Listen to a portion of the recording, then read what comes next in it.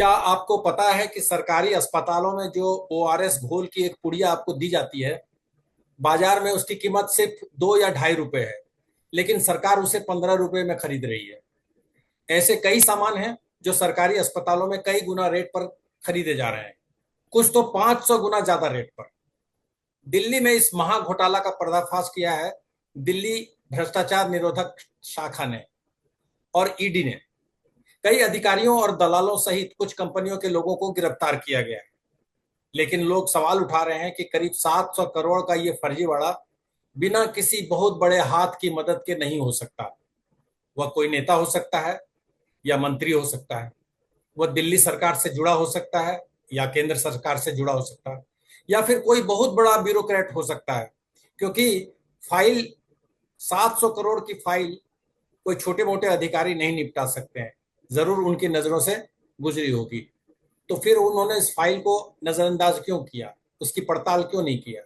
इसकी पड़ताल करने से पहले हम ये जान लें कि ये घोटाला क्या है। आपको हम बताते हैं कि किस तरह की खरीद की गई है। पोर्टेबल एक्सरे मशीन जो बाजार में 10 लाख की मिलती है, उन्होंने 33 लाख में खरीदा। ओआरएस का जो सैसे आता है 2.5 रुपए का, ये 15 रुपए प्रति सैसे खरीदा है। बेडशीट, अस्पतालों में बिछाने वाली बेडशीट 150 रुपए, अगर आप थोक में खरीदें तो 150 रुपए मिलते हैं, इन्होंने 450 में खरीदे। सी आर्म रेडियोलॉजिकल इक्विपमेंट 25 लाख की है, जिसको इन्होंने 1 करोड़ 10 लाख में खरीदा। इसके अलावा मेडिसिन भी इन्फ्लेटेड प्राइस में खरीदे गए। इन सब के अलावा disposal medical supplies, emergency care equipments, OT supplies और हॉस्पिटल फर्नीचर आइटम शामिल है। जिन लोगों को अभी तक गिरफ्तार किया गया है वे सब इस तालाब की छोटी मछलियां हैं, छोटे अधिकारी हैं। तो फिर मगरमच्छ कौन है? कौन है मास्टरमाइंड जो अभी तक गिरफ्तारी से बचा हुआ है, और क्यों बचा हुआ है? क्या सरकार की खरीद नीति दोषपूर्ण है? इसे कैसे सुधारा जाए? इन सब सवालों पर बात करने के लिए आज हमने आमंत्रित किया है इंडियन मेडिकल एसोसिएशन के पूर्व नेशनल प्रेसिडेंट और बीसी रॉय अवार्डी डॉक्टर विनय अग्रवाल को। डॉक्टर विनय अग्रवाल मेडिकल की दुनिया के जाने माने नाम हैं और वो इन सब सिस्टम को अच्छी तरह से समझते हैं। वेलकम डॉक्टर साहब। नमस्कार। सीएजी ने इशारा न किया होता तो इस घोटाले का पता ही नहीं चलता। वैसे दिल्ली एंटी करप्शन ब्रांच ने अब तक अच्छा काम किया, पर क्या वह बहुत ऊपर तक हाथ डालने में सक्षम है? आपको लगता है कि बस डायरेक्टर लेवल तक हाथ डाल देना काफी है? देखिए, एक बात तो बड़ी स्पष्ट है कि आपने अभी कहा कि सीएजी ने और इन्वेस्टिगेशन ब्यूरो ने अच्छा काम किया है, इसको इसको सामने लाए हैं। और पब्लिक के सामने ये बात आना कि इस तरीके के घोटाले हुए हैं परचेजेज में, ये बहुत ही सराहनीय काम है। लेकिन मैं जिस प्रकार से अपने मेडिकल प्रोफेशनल्स को जानता हूं, और जो अब सर्विस में मेडिकल प्रोफेशनल्स हैं, और उनकी जो पावर्स हैं, वो पावर्स अब वो नहीं है जो पहले पे हुआ करती थी। Most of the powers of purchasing and others lie in administrative setup, जो हमारा एडमिनिस्ट्रेटिव सेटअप है हेल्थ मिनिस्ट्री का। अब मैं अपनी बात ही नहीं बोल रहा, टोटल मेडिकल प्रोफेशन दिल्ली को ये आश्चर्य है कि डायरेक्टर हेल्थ सर्विसेज को अरेस्ट किया गया और बाकी लोगों को अरेस्ट किया गया।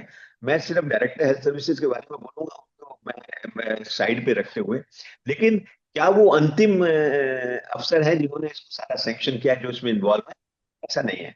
मेरे को डेफिनेटली लगता है कि जैसे आपने अपनी इसकी जो भूमिका जब आप बना रहे थे, तो आपने बताया कि डेफिनेटली हमारे पॉलिटिकल ब्रैश जो चाहे वो दिल्ली एडमिनिस्ट्रेशन से संबंधित है, या वो सेंट्रल गवर्नमेंट से संबंधित है, या उनके फैमिली मेंबर्स हैं या रिलेशंस हैं जो इस तरीके के वो हैं, और या हमारा एडमिनिस्ट्रेटिव सेटअप मिनिस्ट्री को देखता है, इन्वॉल्व है। मैं बड़े डेफिनेटिवली कह सकता हूं कि डायरेक्टर हेल्थ सर्विस को इतनी पावर्स ही नहीं है कि वो अपनी पावर पे ही परचेजेस कर सके। हाँ, ये जरूर है कि आप फाइल है डायरेक्टर हेल्थ सर्विसेज, और उनको कई बार आपने आज देखें, डायरेक्टर सर्विसेज ने साइन, फिर वो सीएजी में गई, वगैरह में अप्लाई किया इस पे, और उसको वापस रीइंस्टेट किया गया, और फिर उसी स्टेट को उड़ाने की पोजीशन थी। उसके बाद जो पॉइंट उन्होंने वायरस ले लिया, वो इसमें रहना नहीं चाहते। साल का इतिहास देखें तो उनमें बहुत अनकंफर्टेबल रहा है मेडिकल एडमिनिस्ट्रेटर्स जो रहे हैं इन सब पोजिशन। तो मैं उनको चाहता, बट मैं जरूर कहना चाहता हूँ कि वो एक छोटी मछली है, लेकिन हमें इसको और प्रॉपरली इन्वेस्टिगेशन अधूरी रह जाएंगी, और ये कभी हम आगे check कर पाएंगे। अथॉरिटी, जो फाइनेंस के लोग हैं जिन्होंने किया, चाहे वो दिल्ली एडमिनिस्ट्रेशन का फाइनेंस डिपार्टमेंट है, यही नहीं, क्या वो सिंगल है या क्या कमेटी रहती है जो उसके इसको अप्रूव करती है परचेजेस को, और उस परचेजेस को उसमें एडमिनिस्ट्रेटिव कौन लोग बैठते हैं, और इतना ही नहीं, उसको क्या इसमें कनेक्शन रहा पॉलिटिकल लोगों का, क्या ये जो एजेंसी जिनको परचेजेस दी हुई है का कोई कनेक्शन रहा। मैं तो अखबारों के माध्यम से जब पढ़ता हूँ तो बड़ा क्लियरली होता है कि शेल कंपनी बनाई गई है, उस कंपनी की गई का काम नहीं है, इसका मतलब ये बहुत दूर तक की बात है। और इसमें involved है। तो मैं इन्वेस्टिगेशंस को अप्रिशिएट करता हूँ, साइमल्टेनियसली मैं उन लोगों को जिन्होंने इस चीज को उजागर किया उनको मैं जरूर कहूंगा कि इसकी इन्वेस्टिगेशन अधूरी ना छोड़ें, इसकी इसकी तह तक जाएं, क्योंकि दिल्ली की जो पब्लिक है उसका कॉन्फिडेंस बहुत लूज हुआ है इससे। 10 लाख की चीज 35 लाख में खरीदी जा रही है, 25 लाख घटिया का ढाई रुपए का 15, इससे एक ऐसा ऐसा महसूस हुआ कि शायद हमारा जो सिस्टम है वो बहुत ही करप्ट है, और वो करप्ट है, और वो हमारे पब्लिक के पैसे को खा। आपने बहुत बड़ी बात की डॉक्टर साहब। अब ये इतना तो तय है कि डायरेक्टर हेल्थ सर्विसेज के हाथ से इतना बड़ा काम नहीं हुआ होगा, 700 करोड़ का घोटाला, और उनके अधिकार क्षेत्र से ऊपर की बात है। और ये इशारा साफ किसी मंत्री या नेता, बड़े नेता को, या उस उससे भी बड़े ब्यूरोक्रेट को जाता है, जो हो सकता है केंद्र में हो या दिल्ली सरकार में हो। दिल्ली सरकार का एंटी करप्शन ब्रांच एक ऐसी संस्था नहीं है जिनकी पहुंच, जिनके हाथ वहां तक पहुंच सके, बहुत ऊपर तक। और आपने भी कहा कि इसकी जांच अधूरी नहीं छोड़ी जानी चाहिए। क्या इसकी निष्पक्ष जांच के लिए सीबीआई को जांच सौंपी जानी चाहिए? मैं आपको ये बताना ही चाहता था कि क्योंकि जो बिल्कुल मैं आपसे एग्री करता हूँ, बिकॉज इस 50 साल के अपने दिल्ली के मेडिकल प्रोफेशन से और इस देश के मेडिकल प्रोफेशन से कनेक्ट रहा हूँ, वेरियस पोजिशन पे रहा हूँ, गवर्नमेंट की डिफरेंट। मुझे लगता है कि आपकी बात बिल्कुल ठीक है, ब्यूरो है हमारा दिल्ली एडमिनिस्ट्रेशन का, वो शायद वहां तक ना पहुंच सके।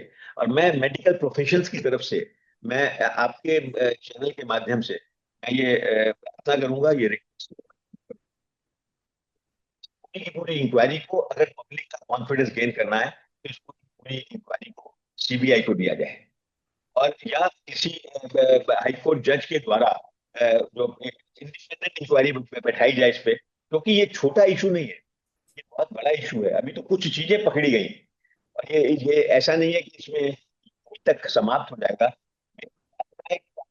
इंक्वायरी की जाए, मैं गवर्नर साहब से प्रार्थना करूंगा, लेफ्टिनेंट गवर्नर से, कि इसमें इमीडिएटली सीबीआई इंक्वायरी इंस्टीट्यूट करें। और अगर सीबीआई इंक्वायरी, और मैं और भी एक और स्टेप और आगे जाऊंगा, सीबीआई के साथ साथ अगर नहीं तो किसी हाई कोर्ट या किसी के रिटायर्ड जस्टिस के को इन्वॉल्व करके एक ये कॉन्फिडेंस गेनर है कि पब्लिक को कॉन्फिडेंस होगा कि एक इंडिपेंडेंट इंक्वायरी हो रही बिल्कुल सही कहा आपने। जुडिशियल इंक्वायरी होने से निष्पक्ष जांच की उम्मीद बढ़ जाती है।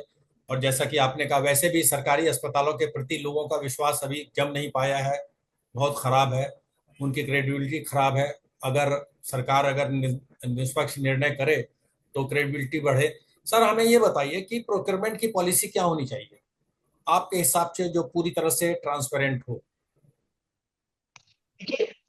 तो जहां तक सिस्टम्स बने, सिस्टम्स आर ट्रांसपेरेंट, आप समझिए, उस सिस्टम्स को ओपेकनेस उसमें लाई जाती है, राइट। प्रेशर्स देके और इन सब चीजों को क्या है कि जो एक डॉक्टर या जो भी कर्मचारी जो उस लेवल पे जाता है, उसको एक डर सा भय की स्थिति में रहते हैं। आजकल दिल्ली के डॉक्टर जो हैं, जो सर्विस में हैं, वो बड़े भय की स्थिति में है, चाहे वो प्रमोशन हैं, चाहे वो पोस्टिंग्स हैं, ये सब चीजों के अंदर वो काम कर रहा है। उस काम के उस प्रेशर में आप जो सिस्टम्स है, वो मैं सिस्टम्स को चैलेंज नहीं करूंगा, कई बार मैं भी उन सिस्टम्स का पार्ट रहा हूँ इंडिपेंडेंट मेंबर बन के कई चीजों में। मैं तो कहूंगा उन्हीं सिस्टम्स को अगर ध्यान से देखा जाए और उनको अगर इम्प्रूव किया जाए और उसी को लेके इस तरीके से ट्रांसपेरेंटली हम चीजों को लाएं, तो हम काफी पैसा बचा सकते हैं, उससे और ज्यादा सुदृढ़ कर सकते हैं अपनी स्वास्थ्य की सर्विसेज को। अब जिस आप लोगों के माध्यम से अभी तक तो ये भी नहीं क्लियर हुआ है कि 60 करोड़ है, 200 करोड़ है, 600 करोड़ है, और कितना कितना बड़ा स्कैम है ये सारी चीजें। All this things also needs to come in public. And छोटी बात नहीं है अगर एक साल के सरकार के उसमें दिल्ली सरकार के नई गवर्नमेंट के आने के बाद इतने थोड़े समय में इतना बड़ा स्कैम होना, ये मुझे लगता है कि इसको बहुत सीरियसली लेना चाहिए। इवन सेंट्रल गवर्नमेंट को भी इसमें इन्वॉल्व होना चाहिए कि ये दिस इज नॉट अलाउड। ये तो एक हेल्थ डिपार्टमेंट है इसका, तो बाकी डिपार्टमेंट में क्या हो रहा होगा। बहुत बड़ी बात आपने कही। डॉक्टर साहब एक बात बताइए कि प्राइवेट हॉस्पिटल्स में क्या तरीका है प्रोक्योरमेंट का? क्या उस तरीके को नहीं अपनाया जा सकता? प्राइवेट हॉस्पिटल में भी गड़बड़ी होती है क्या इस तरह की? देखिए, प्राइवेट अस्पताल में एक बात बड़ी है, मेरा पैसा है, मैं सामान खरीद रहा हूँ, मैं हर तरीके की नेगोशिएशन करता हूँ, मैं हर तरीके की वो करता हूँ, तो वो मेरा पैसा, मैंने मेरा अर्न पैसा है, मैं एक एक पैसे की मेरे को वैल्यू। लेकिन जब मैं किसी दूसरे उसको देता हूँ उस काम को करने के लिए, तो वो उसका पैसा नहीं होता, वो पैसा इंस्टीट्यूशन का होता है। तो वो उसमें उतनी जो आप सुदृढ़ता आनी चाहिए या उतनी इन्वॉल्वमेंट होनी चाहिए, सिंसियरिटी होनी चाहिए, वो कहीं ना कहीं कम होती है। राइट। एंड मैं ये भी जानता हूँ कि डेफिनेटली एक चीज नहीं है, अगर आप प्राइवेट सेक्टर के, अब आजकल तो सब चीजें ट्रांसपेरेंट प्राइवेट सेक्टर में भी हैं, आप अगर बैलेंस शीट देखें और देखें, अगर प्राइवेट सेक्टर में परचेज देखेंगे और आप गवर्नमेंट सेक्टर में परचेजेस देखें, तो गवर्नमेंट सेक्टर की परचेजेस कम होने की बजाय काफी ज्यादा है रेट्स में। ऐसा क्यों है and why it is there? इसका मतलब कुछ ना कुछ सिस्टम्स हैं, कुछ ना कुछ सिस्टम्स हैं जिनको सुधारना बहुत जरूरी है। अगर मैं कोई मशीन 10 लाख की लेता हूँ और अगर मुझे और वही एजेंसी उसी मशीन को अगर 25-30 लाख में गवर्नमेंट सप्लाई करे, ये तब जबकि गवर्नमेंट ऐसी 5 मशीनें इकट्ठी ले रही है। तो इसका मतलब systems are needs to be corrected. And ये एक या 2 दिन की बात नहीं है, ये I am sure this systems has to be, it will take time. System needs to be corrected, rechecks होने चाहिए, चेक्स होने चाहिए। एंड ये सारी चीजें जब तक नहीं होंगी, जब तक सिस्टम नहीं सुधरेगा।